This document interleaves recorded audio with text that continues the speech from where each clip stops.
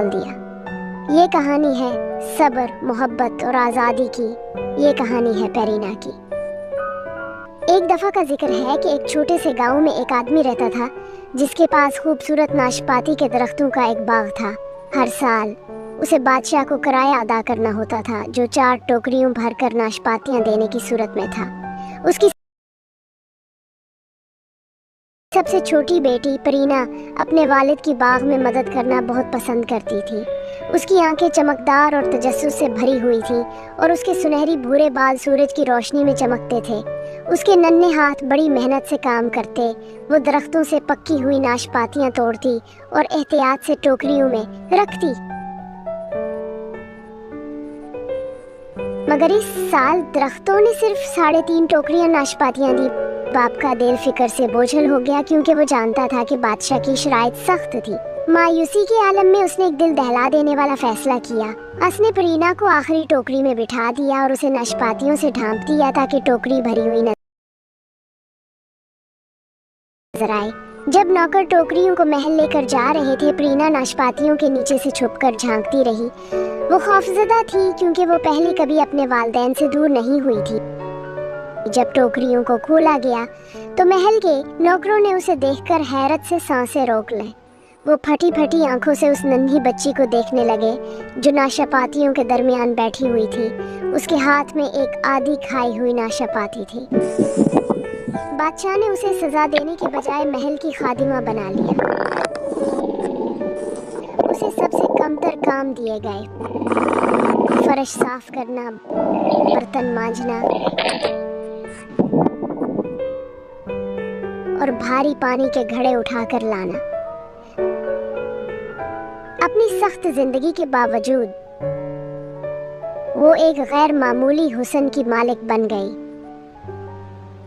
उसकी चमकदार, बेदाग जल्द और गहरे आसमान जैसी आंखें हर किसी को मशहूर कर देती, लेकिन उसके हुस्न हसद को जन्म दिया। सल्तनत की शहजादी, जो खुद पसंद और मगरूर थी, उसे सख्त नापसंद करने लगी।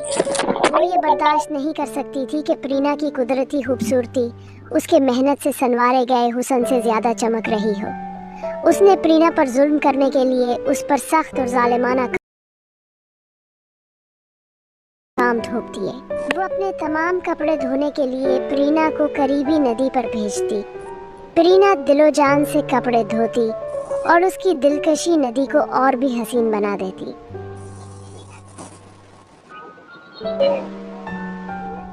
एक गर्म दोपहर शहजादी ने उसे तपती धूप में खेतों में मटर चुनने के लिए भेजा।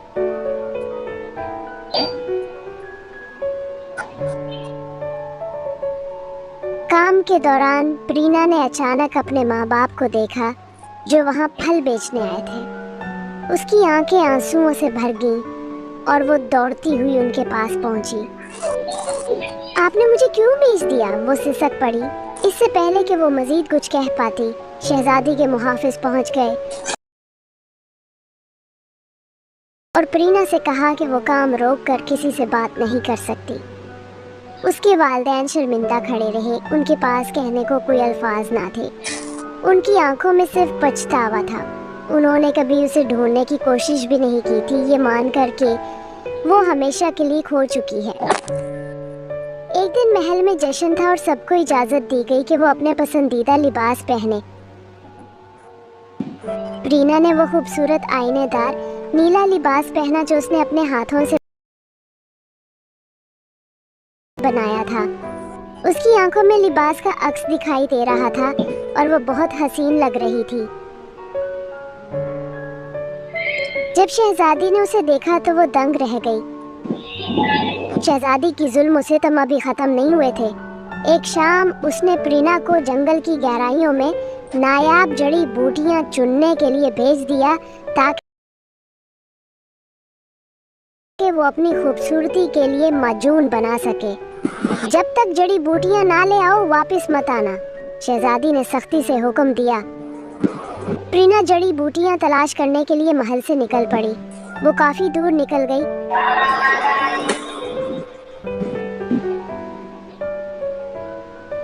मुख्तलिफ पत्तों और जोड़ों को चुनती रही। लेकिन जैसे ही सूरज गुरूब हुआ उसे एहसास हुआ कि वो रास्ता भटक चुकी है। जैसे जैसे रात गहरी होती गई उसके दिल में खौफ घर करने लगा। वो एक चट्टान पर बैठ गई और रोने लगी जब अचानक उसे झाड़ियों में कोई सरसराहट सुनाई दी। दरख्तों के दरमियान से एक हसीन हिरन नमूदार हुआ जिसकी टांग जख्मी थी।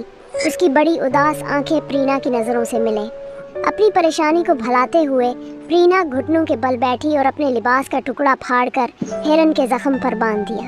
हिरन ने शुक्रगुजारी के अंदाज में उसके हाथ को नरमी से छुआ और फिर सर हिलाकर उसे अपने पीछे आने का इशारा किया। हिरन ने उसे एक छुपी हुई वादी में पहुंचाया जहां एक छोटा सा कॉटेज खड़ा था। उसके चारों तरफ जंगली फूल थे और दरख्त रस भरे फलों से लदे हुए थे। खिड़कियों पर बेलें लिपटी हुई थी और रास्ते के किनारे जुड़ी बूटियां कुदरती तौर पर उगी हुई थी। ये अमन सुकून की जगह थी जहां जुल्म और सितम का साया तक न था। अगली सुबह जब प्रीना कॉटेज से बाहर निकली तो उसने अपनी दहलीज पर एक जख्मी बकरी देखी।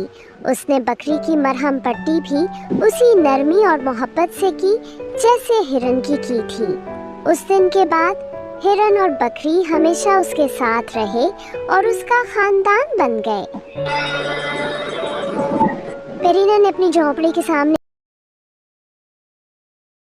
एक बागीचा बनाया जहां हरी भरी सब्जियां और मीठे फल उगते थे। वो छोटी छोटी खुशियों में मुस्कुराती थी।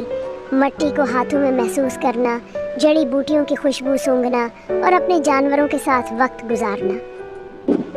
पेरीना के खूबसूरत बाग में उसके हाथों से उगाई गई बंद गोभी के सरसब्ज और शादाब पत्ते ताज़ा शबनम से चमक रहे थे। वो हर सुबह नरम मिट्टी पर नंगे पांव चलती, धीरे से सब्जियां तोड़ती।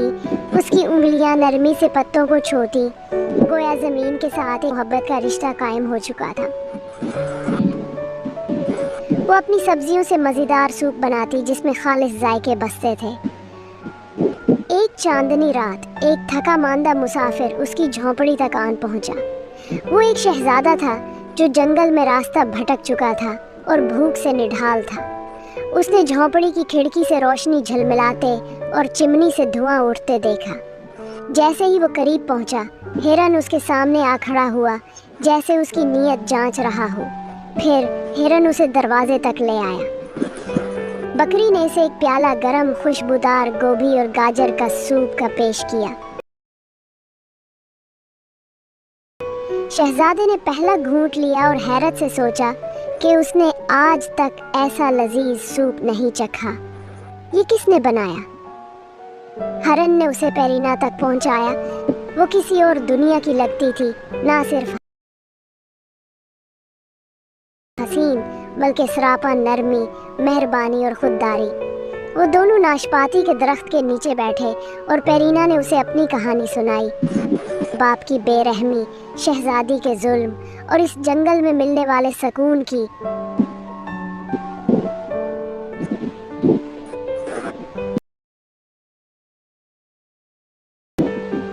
अगली सुबह शहजादे ने इल्तिजा की कि मेरे साथ चलो, मेरी दुल्हन बनो, मैं तुम्हें महल की हर खुशी दूंगा।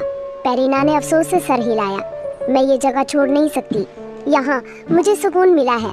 दुनिया खुदगर्जी और जुल्म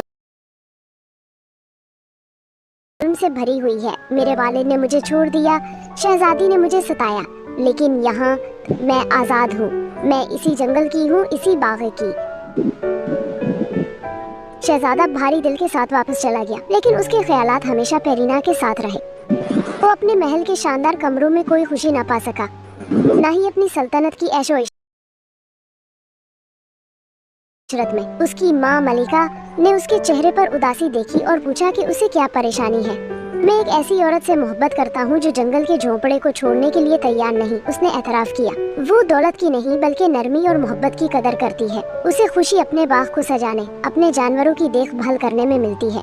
मलिका ने अपने बेटे की आंखों में तड़प देखी और अगरचे वो तजब्दुब में थी, लेकिन आखिरकार उसने इजाज़त दे दी। उसने कहा, अगर वो तुम्हें सुकून देती है तो वही जगह तुम्हारे लिए बेहतर है, लेकिन मुझसे वादा करो कि तुम हर महीने एक बार उसे लेकर महल आओगे ताकि मैं तुम दोनों को देख सकूं। शहजादा एक लम्हा ज़ाया किए बगैर दोबारा जंगल की तरफ रवाना हुआ, जहाँ पे रीना ने उसे हैरत से देखा। तुम वापस आ गए? इसने धीमे लहजे में कहा। तुम्हारे लिए, शहजादे ने जवाब दिया। अगर तुम मेरे दुनिया में नहीं आ सकती तो मैं तुम्हारी दुनिया में रहूंगा। और यूं शहजादे ने अपनी दौलत और तख्त को छोड़ दिया, एक सादा मगर मोहब्बत भरी जिंदगी का इंतखाब किया। उसने ज़मीन जोतनी सीखी, बीज बोना, लकड़ियाँ काटना। इब्तदा में वो मुश्किलात का शिकार हुआ, लेकिन परीना ने सब्र और मुस्कुराहट के साथ उसे सब कुछ सिखाया।